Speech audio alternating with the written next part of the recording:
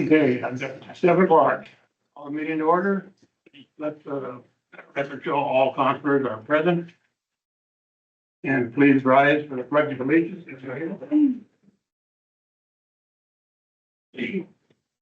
I pledge allegiance to the flag of the United States of America, and to the republic for which it stands, one nation, under God, indivisible, with liberty and justice for all.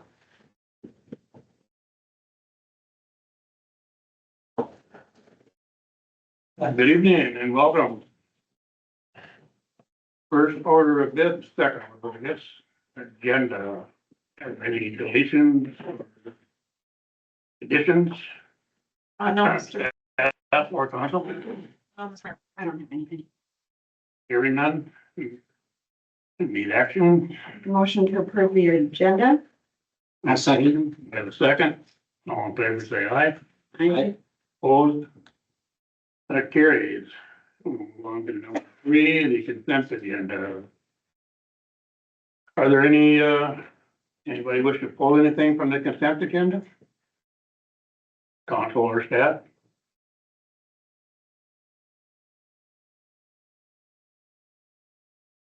No, I don't have anything. Good with it? Yep. Get action. Take a motion to approve the consent agenda. We have a motion, I'll second. and a second. All in favor, say aye. Aye. Opposed, same sign. And that motion carries. We move on to the open forum.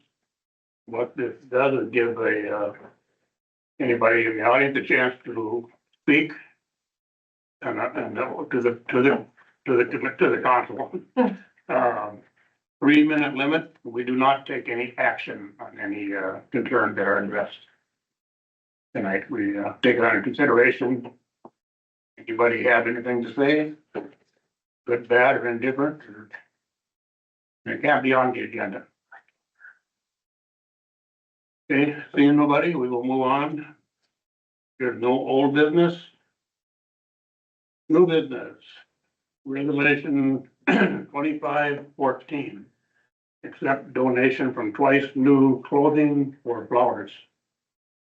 Yes, Mr. Mayor, members of the council, once again, Twice New sends us money for different things, and they do give us money for flowers every year, so this is a yearly donation.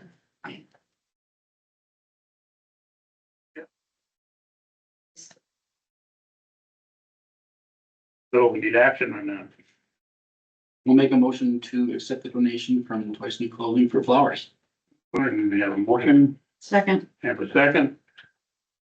Any other discussion? Hearing now on paper, say aye. Aye. Opposed, same sign, and the motion carries. And I hope to hear it. Thank you.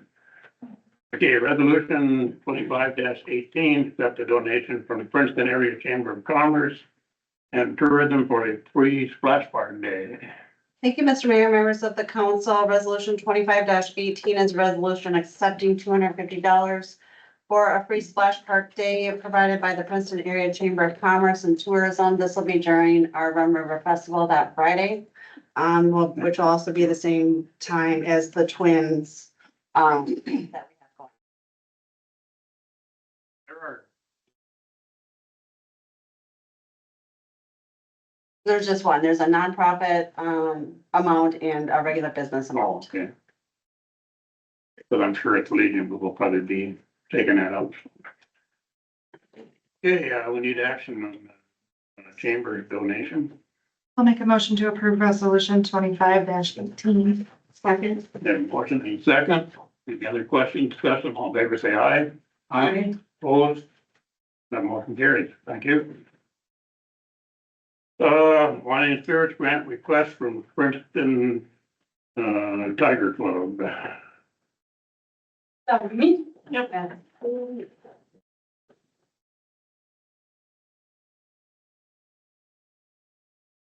Hi, good evening, council. So my name's Kayla Marion. For those of who don't know me, I'm the community ed coordinator with Princeton Community Ed. And I oversee our Tiger Club childcare, as well as our recreation enrichment program for the entire school district. So we are requesting a grant through the Wine and Spirits grant for our Tiger Club transportation Every summer, we offer van transportation for Tiger Club students who go to our recreation enrichment camps, which are oftentimes not at the location of Tiger Club. But for example, this summer we have it at Princeton Primary School is where our Tiger Club is held. And then many of our recreation and enrichment camps are held at the high school. And so we staff a person Monday through Thursday from 8 a.m. to 3:30 p.m. To provide transportation for these students. And these are things like swim lessons. These are things like art camps or maybe baseball or a lot of different hobbies and activities to promote lifelong learning. So we would love an opportunity to just help offset those costs as we will always are looking at the district's budget as well as our own community ed budget because we would love to be able to continue to provide this opportunity.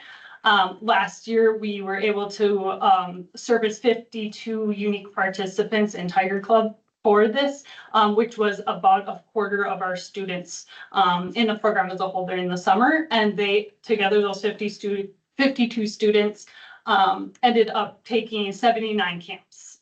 So that's a huge number in our eyes, which is really cool. And a lot of community eds don't offer this kind of service, but we would love to be able to have it and continue it and then not have to always put the costs on our families themselves. Because usually we do a one-time $15 fee, but because of rising costs and inflation as a whole in the economy, we're hoping to try to provide this free to families if we're able to. Are there any questions? Yeah, I'm sure there'll be a few. Yeah, absolutely. This is your first time coming to us Correct. for this. Yeah, it's, well, it's a little out of the ordinary, I'll be right up front with you, for what we generally use this fund for. And it's obviously the community activity, but it's a school district activity, so it, to me, there's a little separation there. I can't speak for the others here. Yeah, we do have our own funding for community ed. And I know we requested the full, but we would love any portion or percentage of the requested grant as well. Certainly, we don't, not Yeah.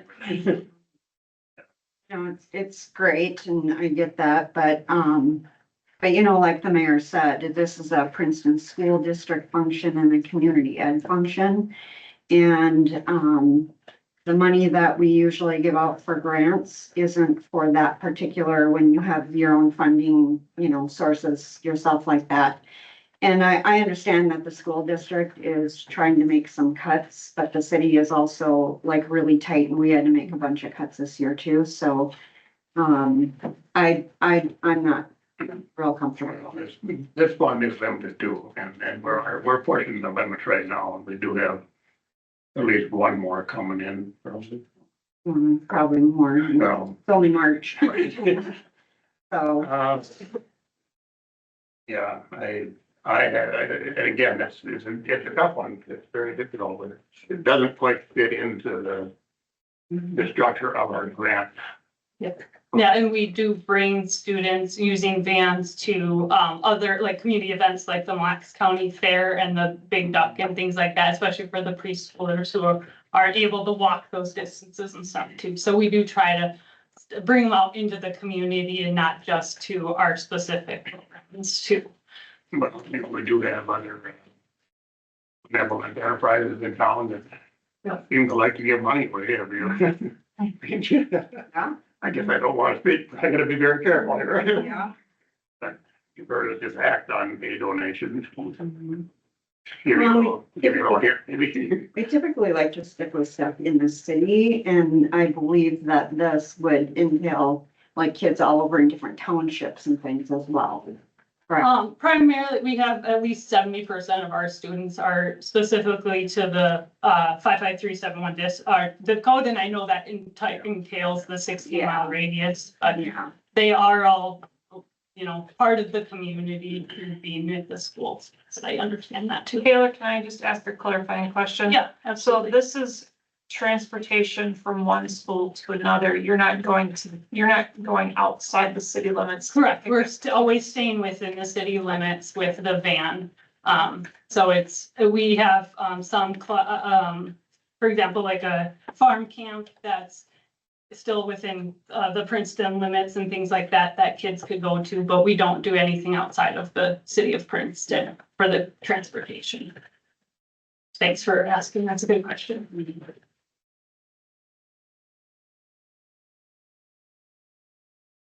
Well, I can only speak for myself. It's not that I certainly don't want to help you out, but it doesn't just quite fit into our word by word program. Right. What does? Well, the school district does have a lot of their own internal funding, as she said, this is their first time, they make it happen either internally or. And we don't directly get, funding from this, we have a separate account from the school district, if that makes sense, like we can't overlap certain funds. Well, I can't speak for the council, but No, I agree with you, Jack. Yeah. I also think it would be opening a can of worms, because we have a to watch lot of that. other functions within the school district would then start coming to And I us. can't think of anything specifically, but I think we have turned down requests in the past Yeah. from school activities. Mhm. And certainly not that we don't support the school. Believe me, we do. Up to the council, I guess.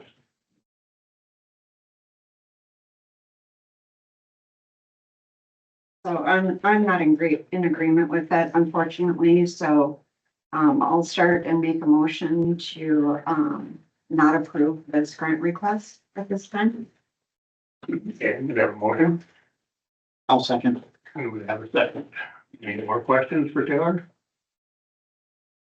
Hearing none, all in favor, say aye. I, Aye. Opposed?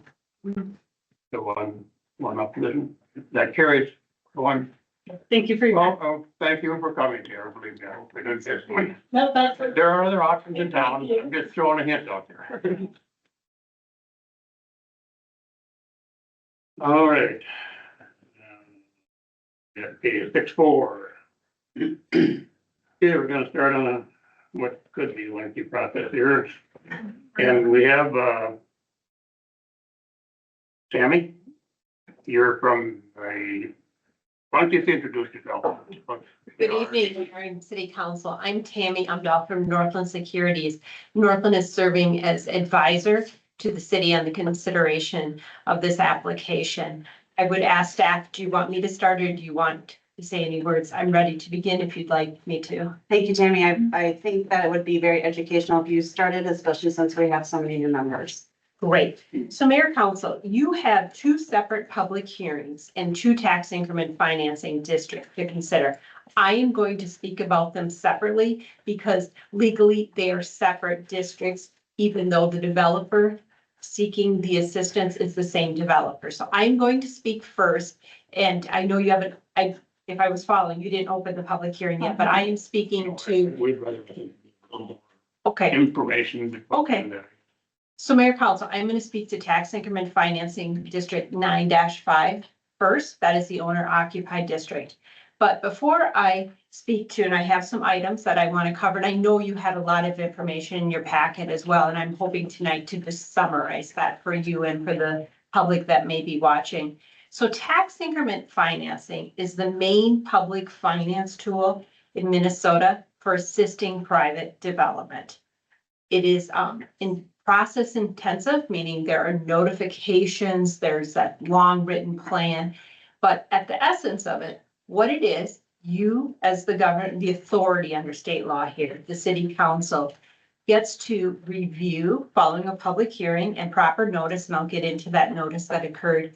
You get to determine and make a finding that but for the consideration of tax increment financing, a project as proposed would not go forward. Tax increment financing simply means that over a duration that you set within the maximums allowed by state law, and I will get into the specifics of the district in a moment, that you determine that you are going to, pursuant to state law, capture property taxes from the new development. And those property taxes include the city's taxes generated from that development, the county taxes, the school district, any other taxes that are relevant. You do not have authority, the school referendum tax is not captured. So when there's new development, the school gets new referendum taxes from it. And when there is commercial development, you're not able to capture the state property tax. The two districts that you're going to consider this evening are both housing districts, so the state property tax is not relevant. You are not making a decision to take taxes from the county or the school or the other taxing jurisdictions. And the reason that I can stand before you and say that is because ultimately, subject to hearing from me and your staff and informing your decisions tonight, you will make, if you pass the resolution, that finding that but for this assistance, the project as proposed would not go forward. Doesn't mean nothing would happen on a piece of land. It's simply that the project that is before you in its form would not proceed without the TIF assistance. So that is what tax increment financing is. As I go through and present specifically on TIF District 9-5, you may hear me use that acronym TIF. That simply stands for tax increment financing, a briefer way of saying it. With that, Mayor and Council, maybe I'm going to pause, and if there's some general questions on TIF that I could address before I speak to the specifics of the request before you for this district. Mayor, I'll turn it back to you if there are any questions Well, in general. I guess now, when you speak to the school district, the county, as far as how they're affected, but they do have to sign off on a TIF, right?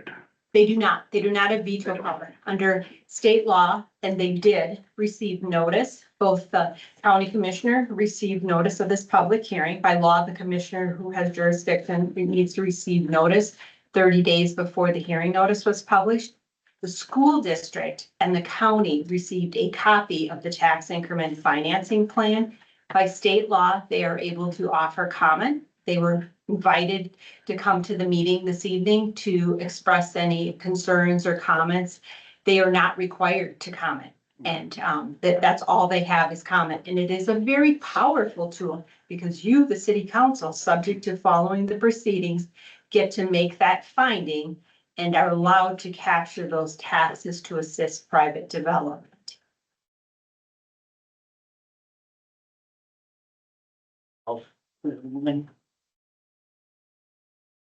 Okay, so let's talk about tax increment financing, District 9-5. The 9 refers to the development district, the project area. The 5 refers to the specific TIF district. So the city did receive an application from Elevate Land Development LLC, an application requesting the tax increment financing.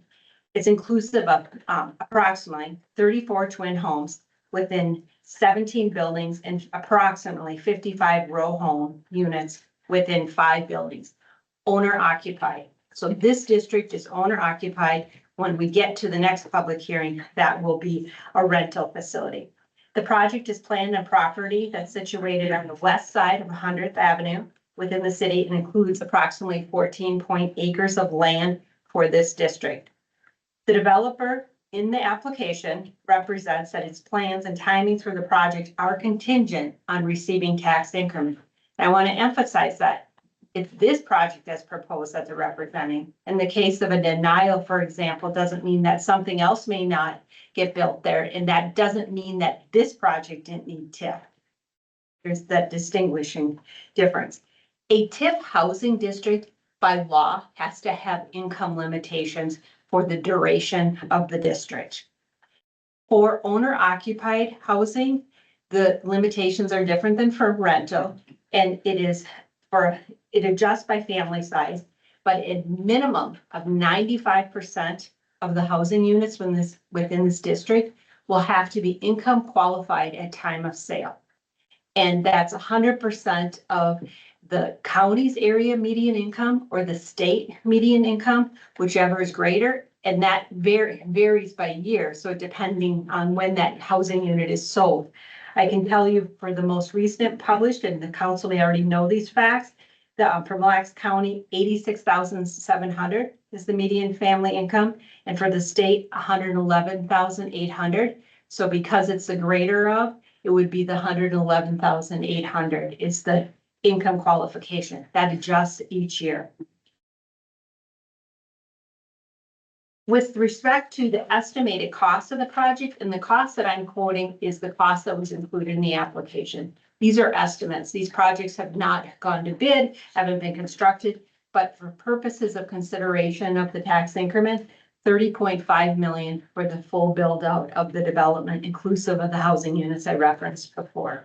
The developer is requesting TIF in the form of pay-go, meaning the city will not be providing any funds up front. The assistance will occur as the development, in this case, it's owner occupied, so there will be multiple owners, as the properties pay their property taxes pursuant to the TIF plan and the certification with the county, those taxes would be captured for the duration of the district. It's not, with respect to the amount that is proposed, the amount of the assistance, or excuse me, I'm getting ahead of myself. The estimated annual TIF from the district is estimated at $160,000 per year. We don't know what that will ultimately be. And you might say, well, why do you not know that? It will be based upon what the county assess those properties at each year, as well as what the respective tax rates, which as the council knows, varies from year to year for each of the taxing jurisdictions. But what we do know is that pursuant to terms of a development agreement that is also before you as part of this resolution, if you approve this, that the city would be agreeing to reimburse the developer on pay-go, so semi-annually as the taxes are collected and payments are made on a tax increment financing revenue note, up to $3,719,602 to be exact, payable with interest at 5%. You might say, why is it payable with interest at 5%? The reason for that is the developer will need to finance that cost and incur that interest expense, or to put up the equity if they choose not to finance that portion to cover that, because the city is not providing any funds up front. This is all pay-go. I referenced a tax increment financing revenue note. The note is not a general obligation of the city, meaning if tax increment is less than what was projected, you're simply promising to pay under the agreement 95%, you're keeping 5% to cover city costs, 95% of the actual increment collected until you have reimbursed that approximate 3.7 million or the 15-year duration of the district is reached, whatever, whichever one comes first, or excuse me, 17 years of the district, whichever comes first. Tammy, can I ask you just Yeah. a quick question, just to make sure that I'm understanding or we're understanding? In your memo, you had a note in here that it was 6.5% on interest. I may be misspeaking. I did misspeak from my memory. Okay. It is correct and written in front of me through my notes. It is 6.5%. I just wanted to Thank you for clarify. correcting me, and that is correct in the development agreement. And that is representative of current rates. So I stand corrected. 6.5, I misspoke. So back to the term. So 17 years. So whatever comes first, either they've been reimbursed that amount with interest or you reach the end. There are many districts in Minnesota that rates change, valuation doesn't turn out as high, that sometimes those TIF notes are not paid. But that also means the development is paying less in property taxes. In this case, there will be multiple owners because it's owner occupied, but it means there's less increment, but it also means the property owners are paying less in property taxes than what was projected. With respect to process, on January 28th, the county commissioner received notice of the hearing. On February 11th, the notice was sent to the county and school. On February 24th, the planning commission made a finding, and that finding did not relate to the terms for assistance under Minnesota law, because the development district in which the TIF district resides, boundaries have to be set. A planning commission has to make a finding that the proposed development is consistent with the development goals of the city as a whole. And last, it brings us to tonight, the public hearing that's required by law. Following the public hearing, the city council may consider the resolution that would approve the establishment of the TIF district. It would approve an interfund loan with respect to covering the city's admin costs and the development agreement that is presented to the city and to the developer. That, Mayor, Council, there is a significant amount of information if you had a chance to review it, but otherwise I will stop my comments there and answer any questions the council may have. What kind of, low income were these gentlemen, thinking? So, Mayor Council, so by law and what will be required of the agreement, and this is spelled out in state law, a minimum of 95%, and these are owner occupied units, will have to be sold. The first buyer will have to be income qualified, and depending on the family size, it would be 100% of the median income of either the county or the state, whichever is greater, and currently the state median income is greater. So 111,800 would have to be income qualified, the buyer of that home with respect to their income. So what? Just trying to think, because that seems kind of ridiculous, but If you want to speak to the specific product and the details, I would need the developer to address that, if that's what your question is about. because that doesn't sound like a low income housing guidelines to me. That just seems like more like the apartments that are right behind Walmart right now. So Mayor Council, this is owner occupied. In a moment, we're going to talk about the senior living, which is rental. Those income restrictions will be different for rental units, and I can speak to what those will be. They will need to be either 20% of the units leased to persons at 50% of median income, or 40% of the apartment units to persons at 60% of median income. The qualifications are different for owner occupied compared to rental property. Did you understand that, Monica? The houses aren't designed or set up to be for low income. That's not what the housing part of it is. But it said that in the paperwork though, that it was supposed to be for low and medium or low and moderate income.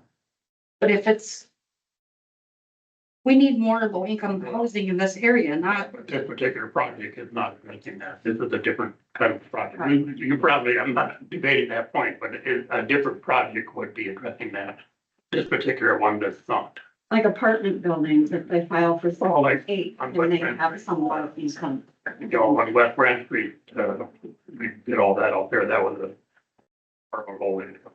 yeah, but I mean, there should be housing, like houses available for low income as well, not just for, Valid point, but this particular project is not addressed to that all right. Mayor Council, point. not to address the policy comment that I hear in your question, but to speak. So the type of district under Minnesota law is an affordable housing district, and state law defines affordable for owner occupied as that 100% just for family size of that median income. And I understand your comments, not speaking to your policy comments there, but just what the law says. So it's an affordable housing district. State law describes what the minimum is. A city council can do something different, but at a minimum, 95% of the units would have to be sold to persons that are income qualified at that 100% of the median income. Okay, let's go ahead and open the public hearing. Don't need action. Make a motion to open the public hearing. You have a motion, Second. you have a second. Any more discussion? You know, in favor say aye. Aye. Opposed? Okay, the public hearing is open. Does anybody wish to speak to TIF District 9-5? I see nobody. So let's close the public hearing. Before you close the public hearing, do you want to hear from the developer at all, or during the public hearing, or Yeah, there's certainly, I would guess. do you have anything you would like to provide, any information the developers would like to provide? This would be on the first tip, the tip 9-5, if you have anything additional that you would like to add. Well, but they're gonna be able to speak to the final approval too, right? I mean. Yes, you know, correct. I just wasn't sure if you wanted to hear from them during the time. Whatever the normal procedure is. So, yeah, do you guys have anything, any input on the tip? I don't part of have it? anything to add Okay, at this time. okay.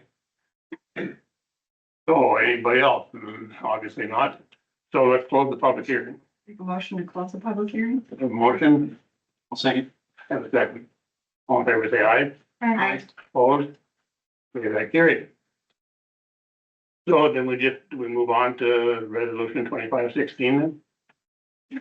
Correct, Mr. Mayor, members of the council, resolution 2516 is the action, in result of TIF 9-5, there is a letter also from TAP Law Firm that was attached to your packet, that addressed some concerns or some conditions. So I will, if you have any questions specifically to the resolution or action on the resolution, you can either address them to me, or Damien is also here to help on the legal. Okay, It should be noted that the Taft memo indicates a recommendation that you continue action on the resolution until May 8th. The resolution or just the final plat? The resolution. everything has to be. The final plat and the rest, the TIP district approval and the plat have to be done at the same meeting. So Okay. if you continue action on, pardon me, And then, The development agreement needs to be complete. correct. Civil So resolution. all the approval, all the documents that approve this project will all have to be approved at a future date if you choose to follow staff's recommendation, which is I'll lead off and saw the letter from the attorney. I guess the conclusion I came to, and maybe you can jump in or staff. I think it's incumbent upon us, the elected body, to take the advice of our attorneys and our staff. That's where I'm at with it. And yeah, Mr. Mayor, members of council, that's absolutely correct. They're the experts for this. And there are uncertainties that need to be cleared up. And it would probably be, like I say, irresponsible, but it would be a bad idea to approve everything right now. If those issues lingering, could prove more problematic down the road. So the safer thing to do is just to follow their advice and then simply continue this until I think it's the May 8th. Yeah. And that would be on to the action items as Michelle. Thank you. So that's, and that's what it was, May get your opinion of the rest of the council. I would agree. Yeah. All legal counsel. May 8th is as soon as we can move on. That was a date that we selected to give. We felt that 30 days was too quick, and May 8th is approximately 60 days from today. So that gives folks, The time to. Gives the developers a little more time to work on the items. Okay. Okay, so let's, and do a hypothetical here. Suppose that the issues that we're looking at here are addressed prior to May 8th. Would it be possible to have a meeting to the winter? I think based on the fact that you have had the public hearing that was properly noticed to all relevant parties. And today was their opportunity to speak, and the action that we take today will be made a public record, and we're going to be specifically referencing May 8th. Smart thing, safe thing to do is to keep it more than that. Yeah, establish, have a date. I do also just want to clarify really quick, and Tammy maybe can help me a little bit if I stumble on this. Once a TIF resolution is passed and adopted, and say hypothetically, it gets certified at the county, the date starts, so the time starts, it starts ticking. So the developers obviously don't want to lose any time off of their, what is this one, 17 years? correct? Yes, that's 17 years. So we want to make sure that everything's falling in line so they don't lose some of the time to collect in the future for their TIF, for their increment. Okay, so the action would be to continue without it, the public hearing is closed, so that's the date, continue the action until May 8th. Continue resolution 25-16 for. Okay, so that would be the motion would need to be made. I'll make a motion to move resolution 25-16 to the May 8th state council meeting. Motion, I'll second. we have a second. Are there any more discussions, questions? Hearing none, all in favor, say aye. Aye. Opposed? That's carried. Okay, we will move on to 6.5, and that would be the District 9.6. Mayor Council, Tammy Amdo with Northland Securities, again, serving as advisor to the city on consideration of establishment of tax increment financing district 9-6. This is also a housing district. The applicant is the same developer as TIF district 9-5, but I would note this is an entirely separate TIF district, and if approved, an entirely separate development agreement. The project as proposed is the construction of a senior living apartment facility with approximately 80 rental housing units. And you heard me at the other hearing speak to that, was owner occupied, TIF district 9-5. This is a rental project. The project is planned, the property situated on the west side of 100th Avenue within the city. The property includes approximately 11 and a half acres of land. Can I interrupt you? Yes. Well, I got my mind. Yes. What distinguishes this one from the other one is one's a owner situation, and the one we're talking now, the rental. And that's the main That is distinction. correct, Mayor, and then leads right into the next comment that I was going to make, because it is a great question. Important to the council to understand the difference. So with a rental property, it is still the same type of district, an affordable housing district, but the income requirements are different. For a rental project, a minimum, and the development agreement provides flexibility to the developer, but a minimum of 20% of the units would need to be leased to persons that are at 50% of the area-wide median income, or 40% of the units would have to be leased to persons at 60% of the area-wide median income. That is an annual income qualification that the developer, the owner of the property, is responsible for. They have to certify that each and every year. This is a 26-year district because of the affordability component is deeper. 26 years, each and every year, they have to certify to the city that they have duly income qualified those tenants. And that median income varies from year to year, but that minimum threshold is not. They would be subject. If they don't comply with that, the TIF district would need payment. So again, affordable housing, but this is rental. The estimated cost of the project pursuant to their application, just over $25 million, $25.1 million. It is Northland's opinion that the project as proposed would not go forward without the TIF assistance. It's not that nothing would happen, but this project as proposed, including the development related improvements that are needed, would not occur. With respect to the assistance, the tax increment financing note, and this is similar structure as TIF district 9-5, would be pay-go. There would not be any upfront assistance provided by the city. The par amount, the principal amount of the note would be $2,175,595, payable with 6.5% interest from 95% of the net available increment. That 5% would be kept by the city to pay for administrative costs related to the district. Similar to the other district that you're promising to pay solely from tax increment. If the value of the building turns out to be less than what's estimated in the TIF plan, if tax rates change, it may be that they're not reimbursed that full amount, but you are in compliance with your agreement with them because you're simply pledging to pay 95% twice a year when taxes are collected of the actual increment that is collected. The reverse is true. I keep saying less value. It's possible that if the values were higher and it generated more increment, that you may pay them off sooner than the 26-year duration, and then the district would go away at that time. With respect to the process, same dates and process as TIF 9-5. The commissioner was notified on January 28th of this proposed district in this public hearing tonight.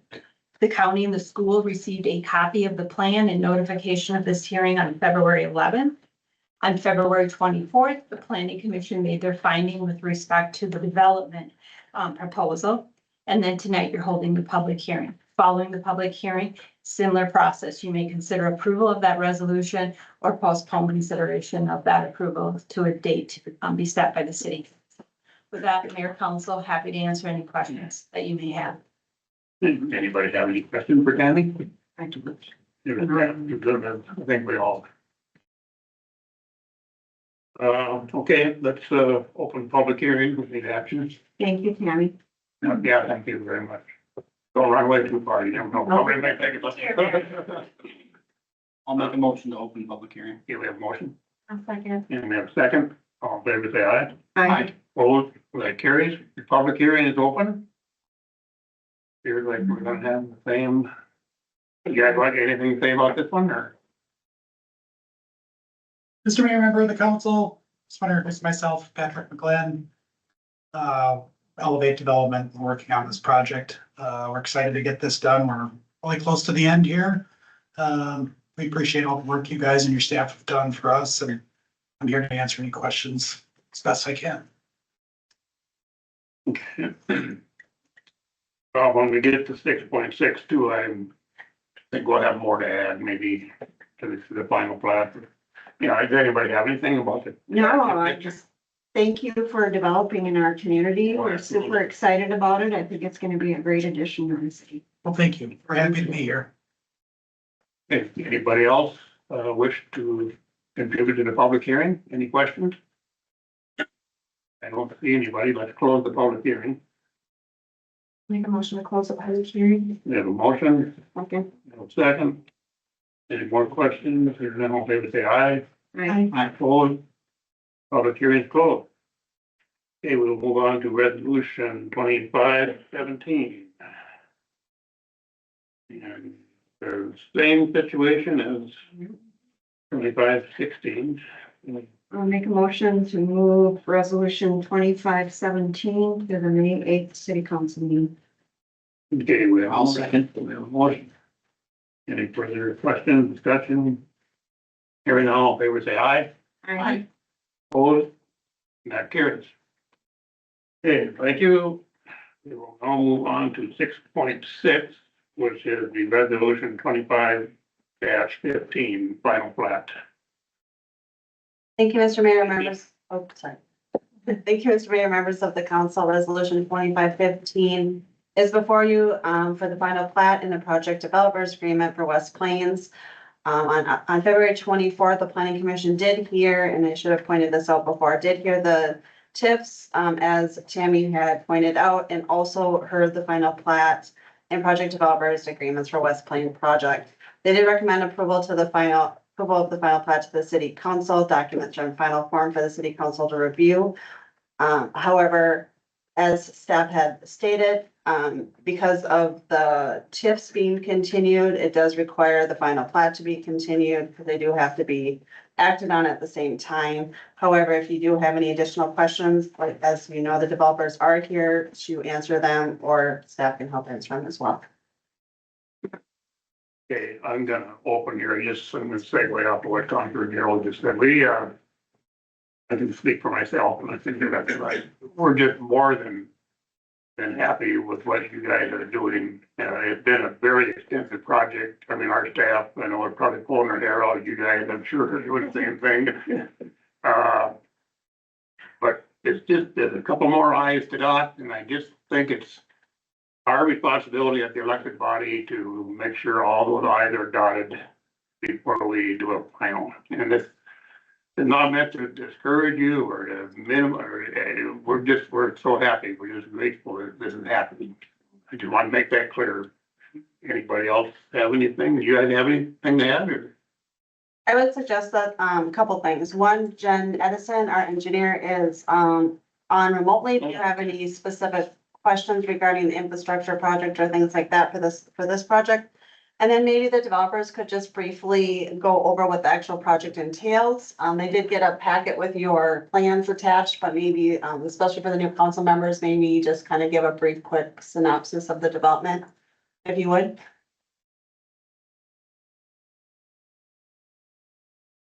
So you guys have seen the site plan and what we're looking to do here.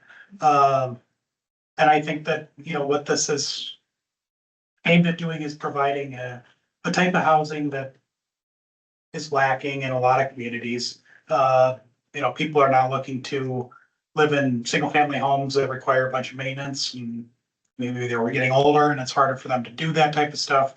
So this property type lets someone move into our community, live in what feels like a single family home. And as their needs are situation changes, they're able to stay within that community, and move and receive the care and assistance they may need as they age. So it prevents people from having to be uprooted, yet again, as situations could change. So we look at it as a place that it's not just people that need care, but people that may want to have it in the future, just want to have, be a part of the community. That's why we've got parks and walking trails and amenities to this site that we think are going to draw people from within this community and outside as well. Thank you. Yeah, like I say, I'm speaking for myself. I'm enthused about seeing the project go there. And it's just, we gotta get all the I's dotted, T's crossed.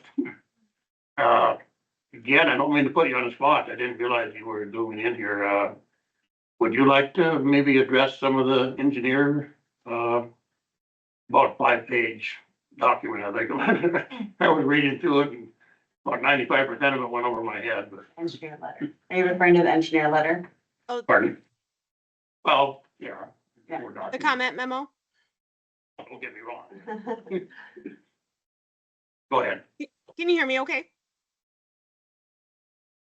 Okay. Yes, the engineer's memo was put together collaboratively with city staff, Public Works, and the PUC and fire. We all had a play in those comments and planning that went into it. So it is a lot of comments, but there's a lot of departments that had a say and had things to comment on in those plans.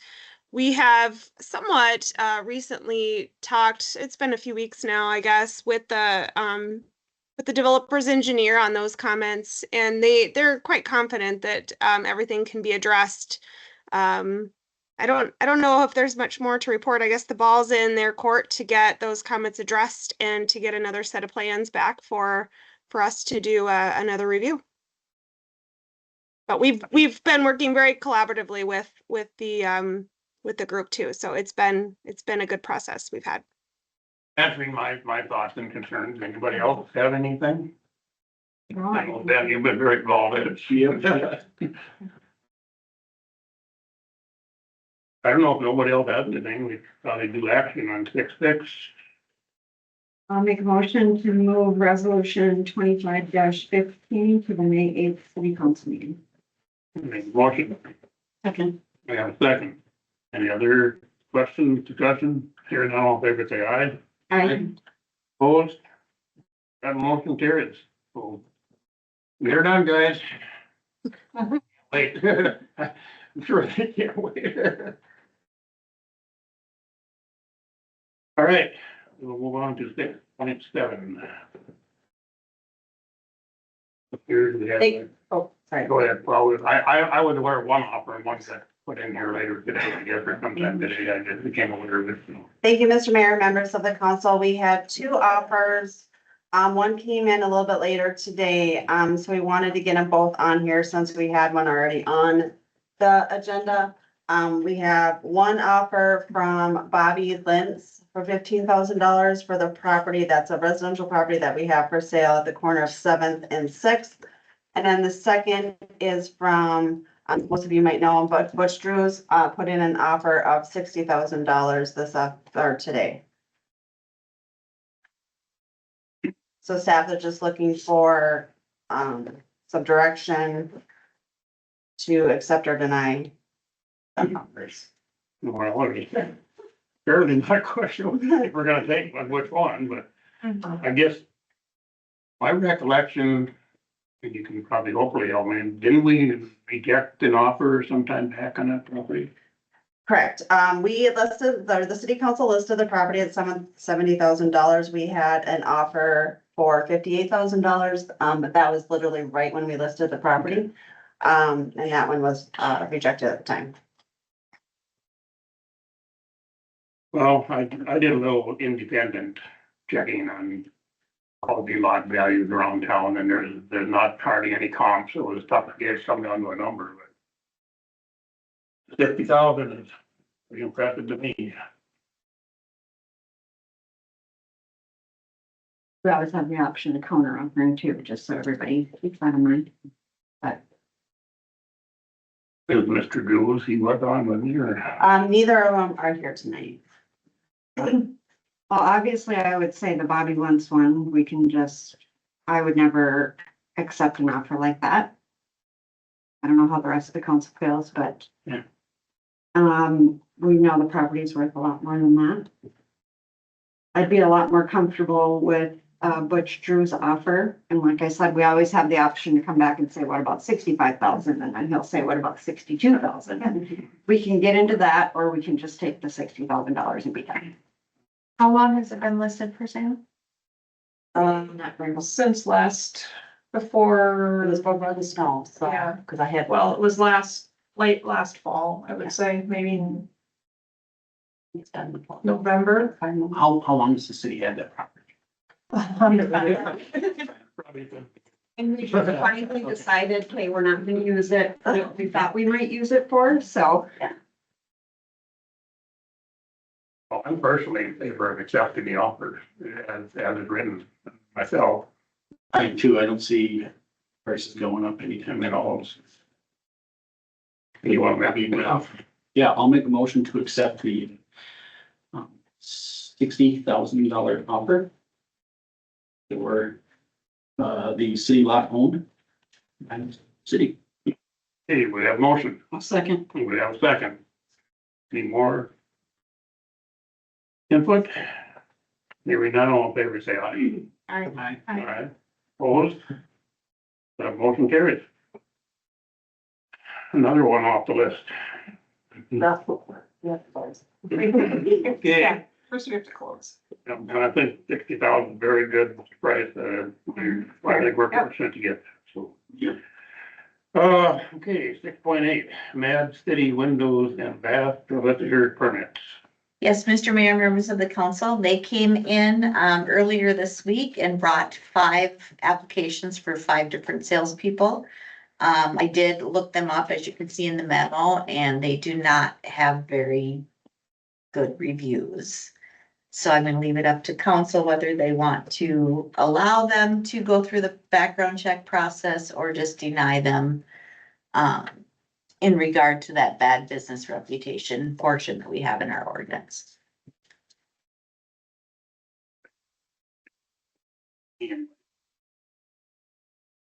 I'm not a big fan of people knocking on people's doors anyways nowadays. People just aren't. But if they're comfortable credible with it. people, you know. Yeah. they let people- But to have 25 complaints since January. Yeah. When we see something like this, it's just a no-brainer that why would we give permission to accept that in our city with our residents? I don't think that would be. you know, It's another way to protect our residents, because if they don't do their homework. Yeah. Well, and I'm sure there's people out in this residential neighborhoods that probably are operating without permits and being an annoyance, but Stick another flyer in my mailbox. Don't knock on their door. at least. My dogs go nuts. Have it on record that they were denied a permit. Yes. If that, that would take, so, I will send a letter to them. yeah, we have to act on it first. And we're all good denying that, just the. Yeah, we put that clause in there that if they have a bad business reputation, and this is, I think, the second time we've used it. Okay. Yeah, so we're covered for doing that. Good deal. Yeah, good point.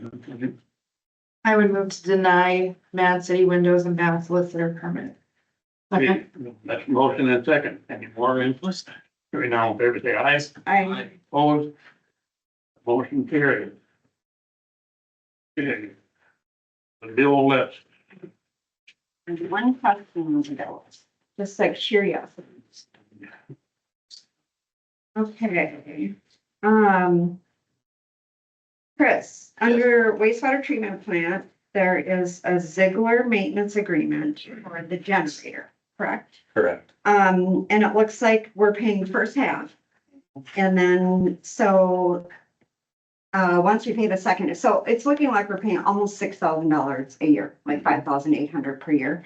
I'm just curious, what does a maintenance agreement for $6,000, what does it cover and what does it entail? It entails more than I'll probably remember.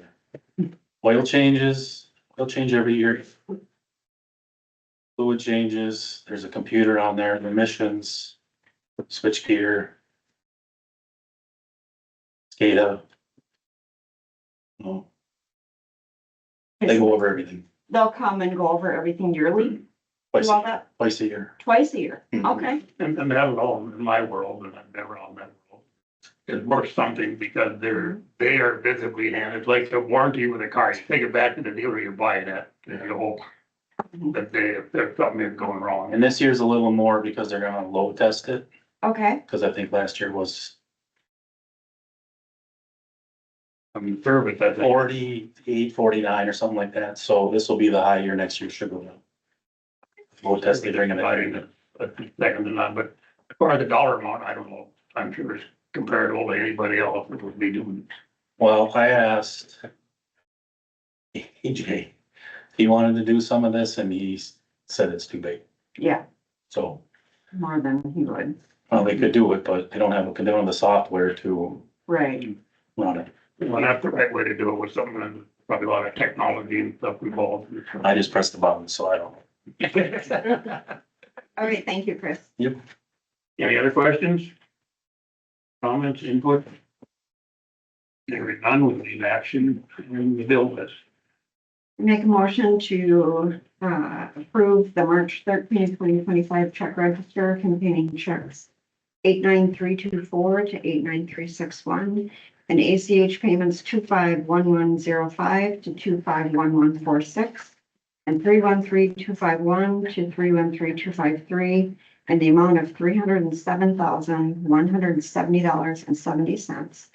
And the pay period 5 check register containing checks 250-51001 to 250-51060 in the amount of $150,950.13. Okay, we have a motion, Second. we have a second. Any other questions or comments? Hearing none, all in favor, say aye. Opposed, and that carries. So Michelle, you're the lowdown. Airport board met this week. Most of it was routine. Talked a bit about, trying to survey hangar and plane owners using a variety of networks and options to see if we can get a better gauge as to the demand for Jet A, fuel. Should we decide to do the fuel upgrade that's in the CIP. We've heard the council concerns and we're trying to figure out if we can, it's not gonna be scientific, but it will be as extensive as we can make it, and we'll see what we get back. Still working through cannabis. Our goal is to make sure we have delegation. I think we're pretty close. Hopefully pretty close to Sherburne County. We think that there might be some movement on both the school district site and the Charlotte Bravo site. We've been in contact again with the developers for those projects. General Manager Butcher and I are working on a request for proposal for a space needs study. You'll get to see that at the end of the month. We're still working on document storage and scanning. We had another meeting today.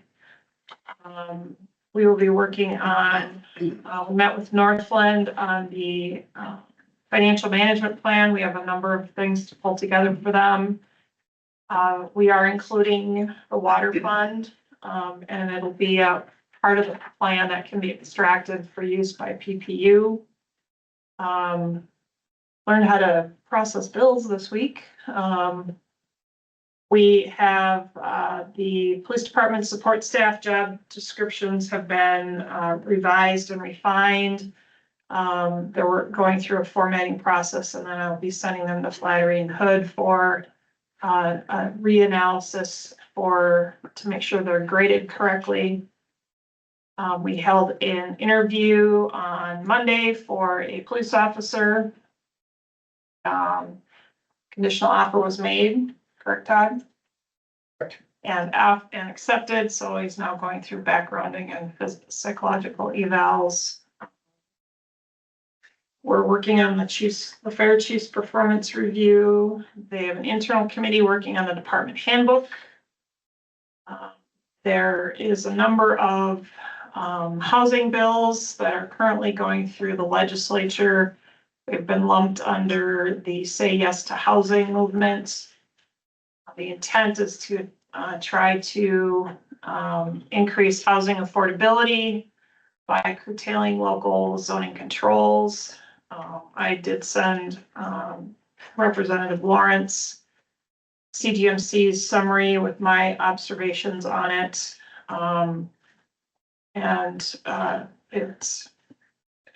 The bills are still moving through the state legislature, so we'll see where we end up. I think it gets through this year. Pardon me? Nothing. Um, That was it's supposed to be my inside.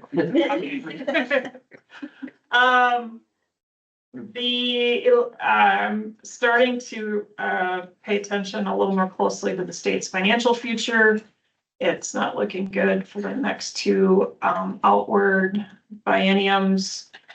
Also at the federal level, right now we have our radio simulcast system that was part of Senator Smith's list of community projects for fiscal year 2025, but with the continuing resolutions, I'm thinking that we might have to resubmit that project for fiscal year 26.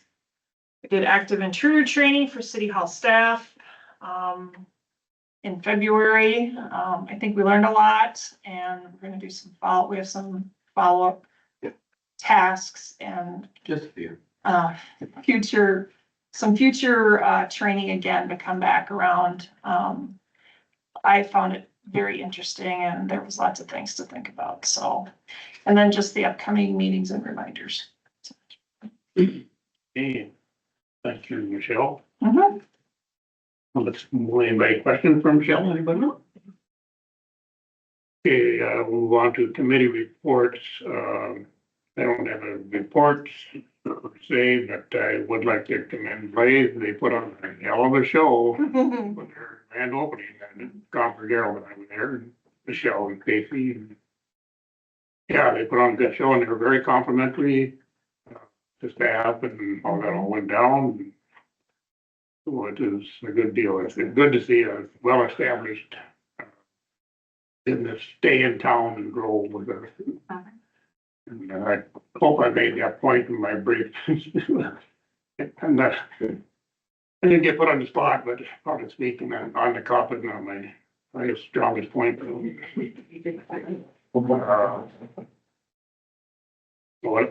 went to the Chambers luncheon thing. They do that once a month, I think. The Chamber does a lunch thing. Lunch and learn? Yeah. And it was at the public safety building, and that would be kind of interesting. And it was very interesting. Thank you, Tom. Thank you. We tried. You did a good job. Thank you. He wanted 2 more hours. I should give it to him. That's all I got. Yeah, I was just gonna mention too, as the liaison for the chamber, I wanted to mention that I attended the ribbon cutting and the grand opening, and it was really awesome. Dan Stoltz, he's like a little, I don't know what to call him, celebrity. Yeah. Even as a cartoon of himself, that was just He like, did a lot of prep work. Yeah. Meeting everybody at a time. yeah, Then going with people out and individually. yeah, he really did. It was probably the best organized, thought out ribbon cutting grand opening I've been to. So they are super excited that they were able to purchase the land and put a building and stay in the Princeton area because the old building was not working for them anymore. So it was really good timing that happened. So they're just super happy to be here, and the building is beautiful. So yeah. Anybody else? Planning commission on Monday, so. Okay. All right. Motion to adjourn? Motion. Favor say aye. Okay. Opposed? We are adjourned.